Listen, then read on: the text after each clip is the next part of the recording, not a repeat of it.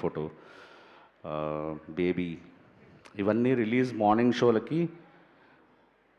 Show release అయ్యే టైంకి ఖచ్చితంగా ఇవి ఫ్లాప్ సినిమాలు అని నేను ఇంటికి వెళ్ళిపోయి ఒంటరిగా ఏడ్చుకుంటూ 4 సినిమాలకి యునానిమస్గా ఆఖరికి బేబీకి కూడా ప్రసాద్స్లో అట్లా షో జరుగుతుంటే నేను SKN theatre pin drop silence ఉంది. నేను ఎస్కేఎన్ బయట స్క్రీన్ 4 బయట ఒక టేబుల్ వేసింటే అక్కడ కూర్చొని పోయింది ఈ సినిమా అనుకొని ఇద్దరం కళ్ళలో నీళ్ళు పెట్టుకున్నాం. బట్ చెన్నై లవ్ స్టోరీకి నేను ఎక్కడో నమ్మాను. అంటే ఒక మంచి సినిమా, ఇది ఖచ్చితంగా ఒక డిఫరెంట్ సినిమా, మంచి సినిమా. ఎక్కడో సెకండ్ హాఫ్లో అక్కడక్కడ ప్రాబ్లమ్స్ ఉండొచ్చు, కానీ మాస్ వాకౌట్స్, డిప్, ఇన్ని రోజులు నా ఇండస్ట్రీ కెరీర్లో ఇన్ని డిప్ వర్డ్ వినటం, ఈ సినిమాకి విన్నంత డిప్ నేను ఆ వర్డ్ ఇన్నిసార్లు ఎప్పుడు వినలే. ఆ మాస్ వాకౌట్ ఈ టైప్లో ఏంటో అంటే ఒక సినిమా ప్రీమియర్స్ జరిగిన ఒక 6 అవర్స్ వరకు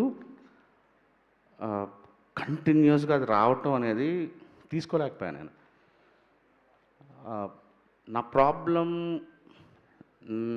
నా ప్రాబ్లం ఏంటంటే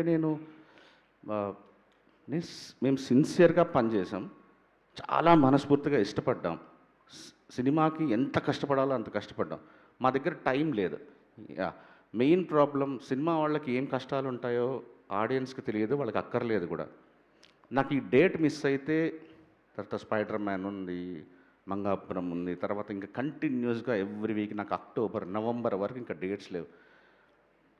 తీసుకొచ్చిన డబ్బులకి ఆ రిలీజులకి ప్రొడ్యూసర్ కష్టాలు ఎవరికీ పట్టవు.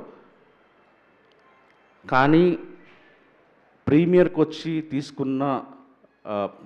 వచ్చిన ఫీడ్బ్యాక్ని ఇమీడియట్గా తీసుకున్నాను. మార్నింగ్ షోకి ఇమీడియట్గా దాన్ని కరెక్ట్ చేసిన విషయం కూడా ఎవరికీ తెలియదు. మ్యాటనీకి it got updated. And thanks a lot Annapurna studios.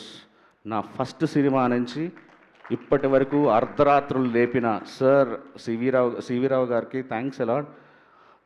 నిద్ర లేపి సార్ నాకు ఇమ్మీడియట్లీ సార్ నాకు అర్ధరాత్రి నేను ఇమ్మీడియట్లీ కూర్చుంటా, ప్లీజ్ నాకు అప్డేట్ అవ్వాలంటే చేసి ఇచ్చారు.